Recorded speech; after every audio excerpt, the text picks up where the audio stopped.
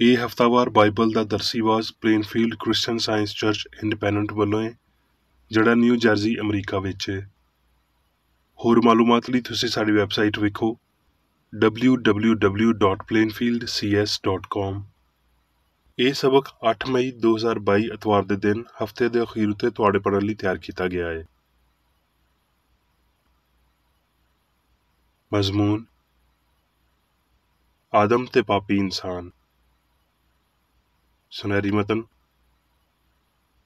ਪੈਦਾਇਸ਼। ਰੱਬ ਨੇ ਇਨਸਾਨ ਨੂੰ ਆਪਣੀ ਸੂਰਤ ਉੱਤੇ ਪੈਦਾ ਕੀਤਾ ਤੇ ਰੱਬ ਨੇ ਉਹਨਾਂ ਨੂੰ ਬਰਕਤ ਦਿੱਤੀ। ਜਵਾਬੀ ਪੜ੍ਹਾਈ। ਅਮਾਲ, ਰੋਮੀਓ। ਜਿਸ ਰੱਬ ਨੇ ਜੱਗ ਤੇ ਉਹਦੀਆਂ ਸਾਰੀਆਂ ਛਾਵਾਂ ਨੂੰ ਬਣਾਇਆ, ਉਹ ਅਸਮਾਨ ਤੇ ਧਰਤੀ ਦਾ ਮਾਲਕ ਹੋ ਕੇ ਹੱਥ ਦੇ ਬਣਾਏ ਹੋਏ ਮੰਦਰਾਂ ਵਿੱਚ ਨਹੀਂ ਰਹਿੰਦਾ, ਨਾ ਕਿਸੇ ਦਾ ਮੁਹਤਾਜ ਹੋ ਕੇ ਬੰਦਿਆਂ ਦੇ ਹੱਥੋਂ ਖਿਦਮਤ ਲੈਂਦਾ ਹੈ, ਕਿਉਂਕਿ ਉਹ ਤੇ ਆਪ ਸਾਰਿਆਂ ਨੂੰ ਹਯਾਤੀ ਤੇ ਸਾਹ ਤੇ ਸਭ ਕੁਝ ਦਿੰਦਾ ਹੈ।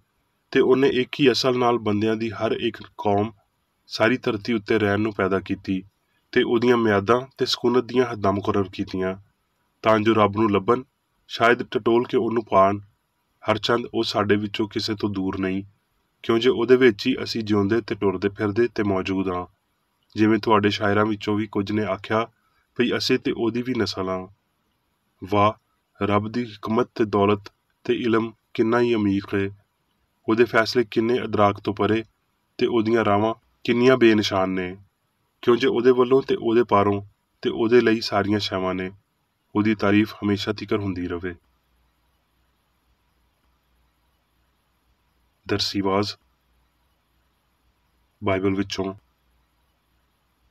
ਪੈਦਾਇਸ਼। ਰੱਬ ਨੇ ਸ਼ੁਰੂ ਵਿੱਚ ਧਰਤੀ ਤੇ ਅਸਮਾਨ ਨੂੰ ਪੈਦਾ ਕੀਤਾ ਤੇ ਧਰਤੀ ਵੀਰਾਨ ਤੇ ਸੁਨਸਾਨ ਸੀ ਤੇ ਗਹਿਰਾਓ ਉੱਤੇ ਹਨੇਰਾ ਸੀ ਤੇ ਰੱਬ ਦੀ ਰੂਹ ਪਾਣੀਆਂ ਉੱਤੇ ਜੁੰਬਸ਼ ਕਰਦੀ ਸੀ। ਤੇ ਰੱਬ ਨੇ ਆਖਿਆ ਭਈ ਲੋ ਹੋ ਜਾ, ਤੇ ਲੋ ਹੋ ਗਈ। ਤੇ ਰੱਬ ਨੇ ਆਖਿਆ ਭਈ ਲੋ ਚੰਗੀ ਏ, ਤੇ ਰੱਬ ਨੇ ਲੋ ਨੂੰ ਹਨੇਰੇ ਤੋਂ ਵੱਖ ਕੀਤਾ। ਫਿਰ ਰੱਬ ਨੇ ਆਖਿਆ ਭਈ ਅਸੀਂ ਇਨਸਾਨ ਨੂੰ ਆਪਣੀ ਸੂਰਤ ਉੱਤੇ ਆਪਣੀ ਛਵੀ ਵਾਂਗਰ ਬਣਾਈਏ, ਤੇ ਉਹ ਸਮੁੰਦਰ ਦੀਆਂ ਮੱਛੀਆਂ ਤੇ ਅਸਮਾਨ ਦੇ ਪਰਿੰਦਿਆਂ ਤੇ ਚੌਪਾਇਆਂ ਤੇ ਸਾਰੀ ਧਰਤੀ ਤੇ ਸਾਰੇ ਜਾਨਦਾਰਾਂ ਤੇ ਜਿਹੜੇ ਧਰਤੀ ਉੱਤੇ ਰਿੜਦੇ ਨੇ ਇਖਤਿਆਰ ਰੱਖਣ। ਤੇ ਰੱਬ ਨੇ ਇਨਸਾਨ ਨੂੰ ਆਪਣੀ ਸੂਰਤ ਉੱਤੇ ਪੈਦਾ ਕੀਤਾ, ਰੱਬ ਦੀ ਸੂਰਤ ਉੱਤੇ ਉਹਨੂੰ ਪੈਦਾ ਕੀਤਾ, ਨਰੋ ਨਾਰੀ ਉਹਨਾਂ ਨੂੰ ਪੈਦਾ ਕੀਤਾ। ਰੱਬ ਨੇ ਉਹਨਾਂ ਨੂੰ ਬਰਕਤ ਦਿੱਤੀ ਤੇ ਆਖਿਆ ਫਲੋ ਤੇ ਵਧੋ ਤੇ ਧਰਤੀ ਨੂੰ ਮਾਮੂਰੋ ਮਹਿਕੂਮ ਕਰੋ, ਤੇ ਸਮੁੰਦਰ ਦੀਆਂ ਮੱਛੀਆਂ ਤੇ ਹਵਾ ਦੇ ਪਰਿੰਦਿਆਂ ਤੇ ਸਾਰੇ ਜਾਨਵਰਾਂ ਤੇ ਜਿਹੜੇ ਧਰਤੀ ਉੱਤੇ ਫਿਰਦੇ ਨੇ ਇਖਤਿਆਰ ਰੱਖੋ। ਤੇ ਰੱਬ ਨੇ ਸਭ ਉੱਤੇ ਜੋ ਕੁਝ ਉਹਨੇ ਬਣਾਇਆ ਸੀ ਨਜ਼ਰ ਕੀਤੀ ਤੇ ਵੇਖਿਆ ਭਈ ਬਹੁਤ ਚੰਗਾ ਹੈ। ਯਕੂਬ। ਹਰ ਚੰਗੀ ਬਖਸ਼ਿਸ਼ ਤੇ ਹਰ ਕਾਮਲ ਇਨਾਮ ਉੱਤੋਂ ਹੈ ਤੇ ਨੂਰਾਂ ਦੇ ਪਿਓ ਵੱਲੋਂ ਮਿਲਦਾ ਹੈ, ਜਿਹਦੇ ਵਿੱਚ ਨਾ ਕੁਝ ਬਦਲ ਸਕਦਾ ਹੈ ਤੇ ਨਾ ਗਰਦਸ਼ ਦੇ ਭਾਰੋਂ ਉਹਦੇ ਉੱਤੇ ਪਰਛਾਵਾਂ ਪੈਂਦਾ ਹੈ। ਪੈਦਾਇਸ਼। ਬਲਕਿ ਧਰਤੀ ਤੋਂ ਕੋਹਰ ਉੱਠਦੀ ਸੀ ਤੇ ਸਾਰੀ ਧਰਤੀ ਉਹਨੂੰ ਸੈਰਾਬ ਕਰਦੀ ਸੀ। ਤੇ ਰੱਬ ਨੇ ਧਰਤੀ ਦੀ ਮਿੱਟੀ ਤੋਂ ਇਨਸਾਨ ਨੂੰ ਬਣਾਇਆ ਤੇ ਉਹਦੇ ਨਥਨਿਆਂ ਵਿੱਚ ਹਯਾਤੀ ਦਾ ਸਾਹ ਫੂਕਿਆ ਤੇ ਇਨਸਾਨ ਜਿਉਂਦੀ ਜਿੰਦ ਹੋਇਆ। ਤੇ ਰੱਬ ਨੇ ਆਦਮ ਉੱਤੇ ਗਹਿਰੀ ਨੀਂਦਰ ਘੱਲੀ ਤੇ ਉਹ ਸੌਂ ਗਿਆ, ਤੇ ਉਹਨੇ ਉਹਦੀਆਂ ਪਸਲੀਆਂ ਵਿੱਚੋਂ ਇੱਕ ਨੂੰ ਕੱਢ ਕੇ ਉਹਦੀ ਥਾਂ ਗੋਸ਼ਤ ਭਰ ਦਿੱਤਾ। ਤੇ ਰੱਬ ਉਸ ਪਸਲੀ ਤੋਂ ਜਿਹੜੀ ਉਹਨੇ ਆਦਮ ਵਿੱਚੋਂ ਕੱਢੀ ਸੀ ਇੱਕ ਬੁੱਢੀ ਬਣਾ ਕੇ ਉਹਨੂੰ ਆਦਮ ਦੇ ਕੋਲ ਲਿਆਇਆ। ਪੈਦਾਇਸ਼। ਫਿਰ ਉਹਨੇ ਔਰਤ ਨੂੰ ਆਖਿਆ ਮੈਂ ਤੇਰੇ ਹਮਲ ਦੇ ਦਰਦ ਨੂੰ ਬਹੁਤ ਵਧਾਵਾਂਗਾ, ਤੂੰ ਦਰਦ ਦੇ ਨਾਲ ਬੱਚੇ ਜਣੇਗੀ ਤੇ ਤੇਰੀ ਰਗਬਤ ਤੇਰੇ ਬੰਦੇ ਵੱਲ ਹੋਵੇਗੀ ਤੇ ਉਹ ਤੇਰੇ ਉੱਤੇ ਹੁਕੂਮਤ ਕਰੇਗਾ।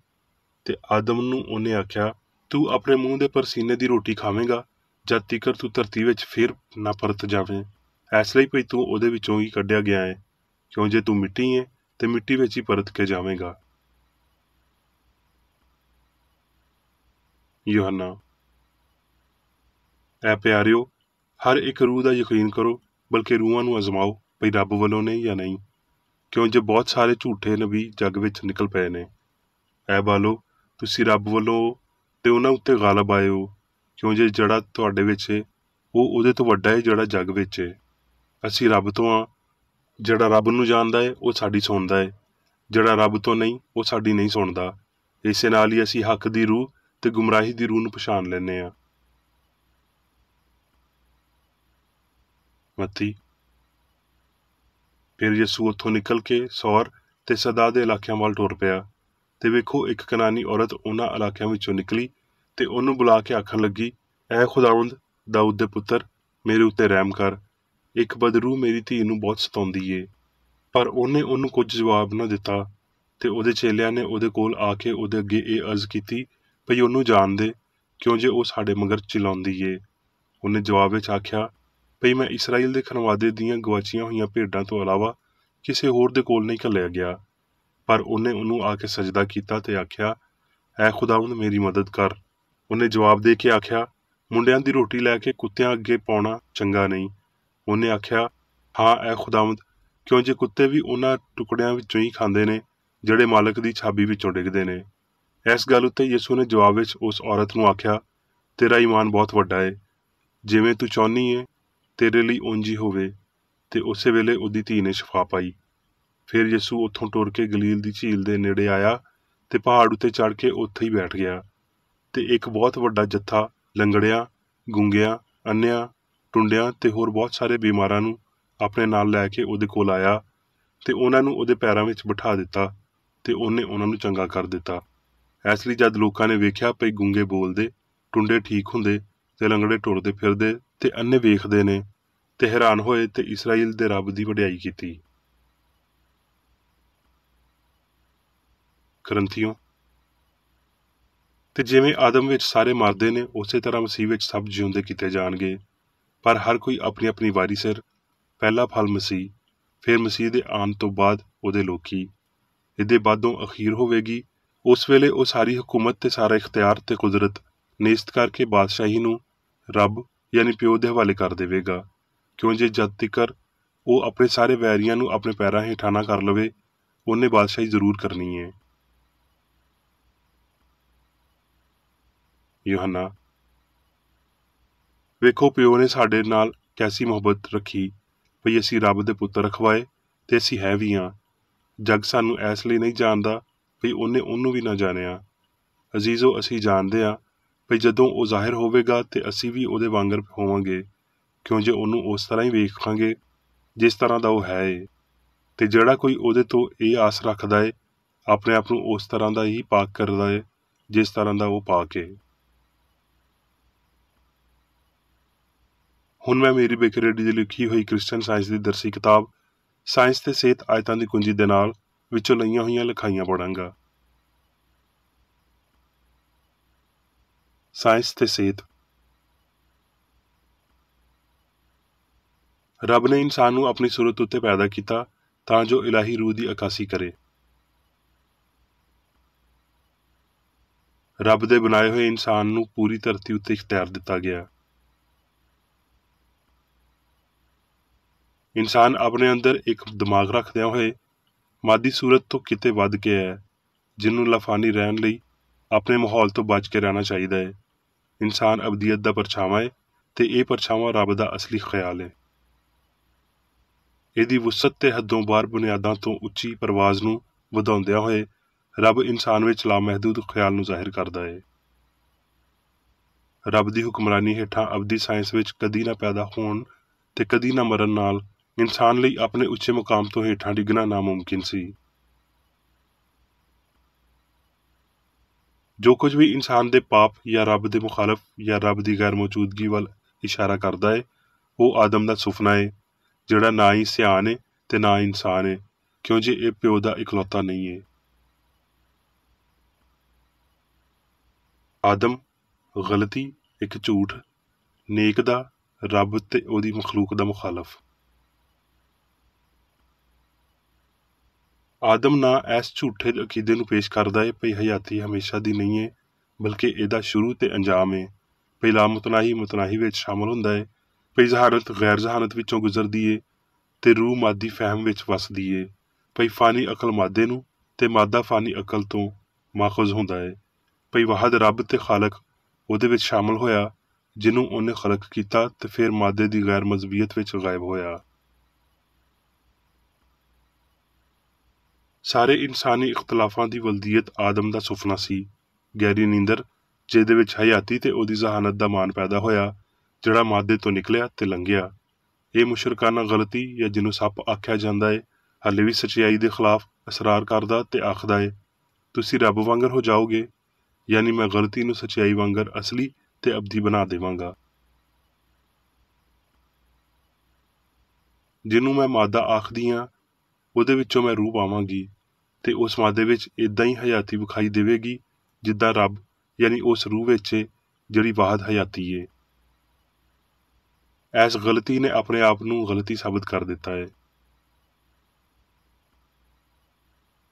ਇਹਦੀ ਝੂਠੀ ਨਿਉ ਦੇ ਪਾਰੋਂ ਗਲਤੀ ਦੀ ਬਣਾਈ ਹੋਈ ਵਹਿਮ ਦੀ ਧੁੰਦ ਝੂਠੇ ਦਾਅਵੇ ਨੂੰ ਗਹਿਰਾ ਕਰਦੀ ਏ ਤੇ ਅਖੀਰੀ ਇਹ ਵਾਜ਼ਿਹ ਕਰਦੀ ਏ ਭਈ ਰੱਬ ਗਲਤੀ ਨੂੰ ਜਾਣਦਾ ਏ ਤੇ ਇਹ ਭਈ ਗਲਤੀ ਉਹਦੀ ਮਖਲੂਕ ਨੂੰ ਵਧਾ ਸਕਦੀ ਏ। ਭਾਵੇਂ ਸੱਚਾਈ ਦੇ ਬਿਲਕੁਲ ਮੁਖਾਲਫ ਬਣ ਕੇ ਸਾਹਮਣੇ ਆਉਂਦਿਆਂ ਹੋਏ ਝੂਠ ਸੱਚਾ ਹੋਣ ਦਾ ਦਾਅਵਾ ਕਰਦਾ ਏ। ਮਾਦੇ ਦੀਆਂ ਮਖਲੂਕਾਂ ਕੋਰ ਜਾਂ ਝੂਠੇ ਦਾਅਵੇ ਜਾਂ ਪੂਰੀ ਸਰਾਰੀਅਤ ਤੋਂ ਜੰਮਦੀਆਂ ਨੇ, ਨਾ ਕਿ ਅਸਮਾਨ ਜਾਂ ਉਸ ਸਮਝ ਤੋਂ ਜੰਮਦੀਆਂ ਨੇ ਜਿਹੜੀ ਰੱਬ ਸੱਚ ਤੇ ਝੂਠ ਦੇ ਵਿਚਾਲੇ ਖੜੀ ਕਰਦਾ ਏ। ਗਲਤੀ ਵਿੱਚ ਹਰ ਸ਼ੈ ਹੇਠੋਂ ਹੁੰਦੀ ਏ, ਉੱਤੋਂ ਨਹੀਂ। ਸਭ ਕੁਝ ਰੂਹ ਦੇ ਪਰਛਾਵੇਂ ਦੀ ਬਜਾਏ ਮਾਦੀ ਅਫਸਾਨਾ ਏ। ਆਦਮ ਜਿਵੇਂ ਕਲਾਮ ਵਿੱਚ ਮਿੱਟੀ ਤੋਂ ਬਣਿਆ ਹੋਇਆ ਪੇਸ਼ ਕੀਤਾ ਗਿਆ ਏ, ਇਨਸਾਨੀ ਸਿਆਣ ਤੋਂ ਇੱਕ ਘਟੀਆ ਸ਼ੈ ਏ। ਆਦਮ ਵਾਂਗਰ ਮਾਦੀ ਹਿੱਸਾਂ ਜਿਹੜੀਆਂ ਮਾਦੇ ਤੋਂ ਜੰਮਦੀਆਂ ਤੇ ਮਿੱਟੀ ਵਿੱਚ ਪਰਤ ਕੇ ਜਾਂਦੀਆਂ ਨੇ, ਗੈਰ ਜ਼ਹੀਨ ਸਾਬਤ ਹੋਈਆਂ ਨੇ। ਜਿਵੇਂ ਉਹ ਅੰਦਰ ਆਉਂਦੀਆਂ ਨੇ ਉਂਝ ਹੀ ਬਾਹਰ ਜਾਂਦੀਆਂ ਨੇ, ਕਿਉਂ ਜੇ ਉਹ ਹੱਲੇ ਵੀ ਹਸਤੀ ਦੀਆਂ ਗਲਤੀਆਂ ਨੇ, ਸੱਚਾਈ ਨਹੀਂ। ਜਦ ਇਹ ਸਮਝ ਲਿਆ ਜਾਂਦਾ ਏ ਵੀ ਰੂਹਾਨੀ ਫਹਿਮ ਨਾ ਪਈ ਮਾਦੀ ਇਨਸਾਨ ਨੂੰ ਸਿਆਣ ਦੇ ਤਾਸੁਰ ਦਿੰਦਾ ਏ ਤੇ ਹਸਤੀ ਨੂੰ ਸਮਝਿਆ ਤੇ ਹਮਾਂਗ ਪਾਇਆ ਜਾਵੇਗਾ। ਆਦਮ ਉਹ ਮਿਸਾਲੀ ਇਨਸਾਨ ਨਹੀਂ ਸੀ ਜਿਹਦੇ ਪਾਰੋਂ ਧਰਤੀ ਨੂੰ ਬਰਕਤ ਦਿੱਤੀ ਗਈ ਸੀ। ਮਿਸਾਲੀ ਇਨਸਾਨ ਆਪਣੇ ਵੇਲੇ ਉੱਤੇ ਜ਼ਾਹਿਰ ਕੀਤਾ ਗਿਆ ਤੇ ਉਹਨੂੰ ਯਿਸੂ ਮਸੀਹ ਦੇ ਤੌਰ ਤੇ ਜਾਣਿਆ ਜਾਂਦਾ ਸੀ। ਇਲਾਹੀ ਸਾਇੰਸ ਵਿੱਚ ਇਨਸਾਨ ਰੱਬ ਦੀ ਅਸਲੀ ਸ਼ਬੀਹ ਏ।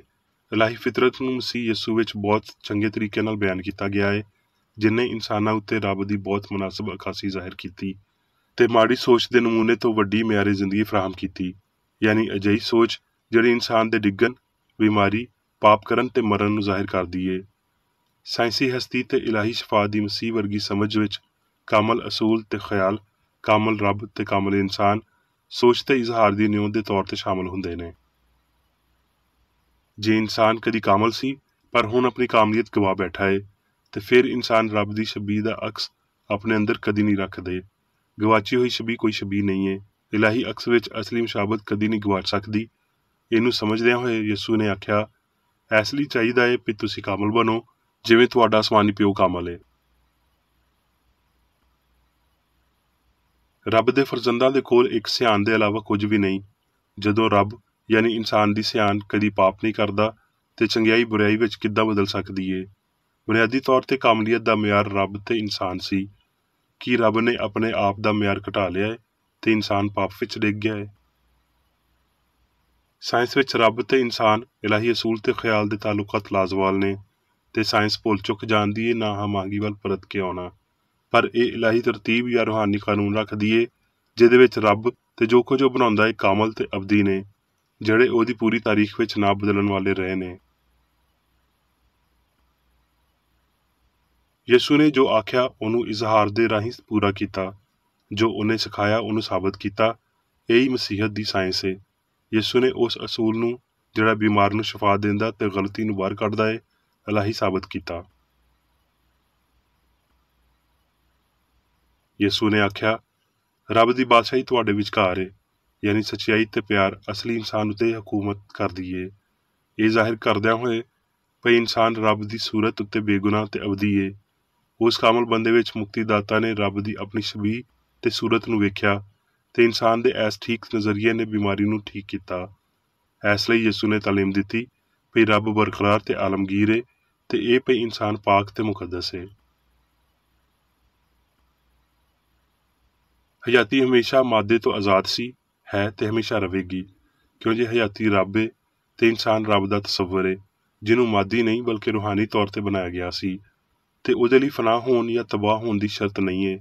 ਜ਼ਬੂਰ ਦੇ ਲਖਾਰੀ ਨੇ ਆਖਿਆ, ਤੂੰ ਉਹਨੂੰ ਆਪਣੇ ਹੱਥ ਦੀਆਂ ਬਣੀਆਂ ਸ਼ੈਵਾਂ ਉੱਤੇ ਇਖਤਿਆਰ ਦਿੱਤਾ ਏ, ਤੂੰ ਸਭ ਕੁਝ ਉਹਦੇ ਪੈਰਾਂ ਹੇਠਾਂ ਕਰ ਦਿੱਤਾ ਏ।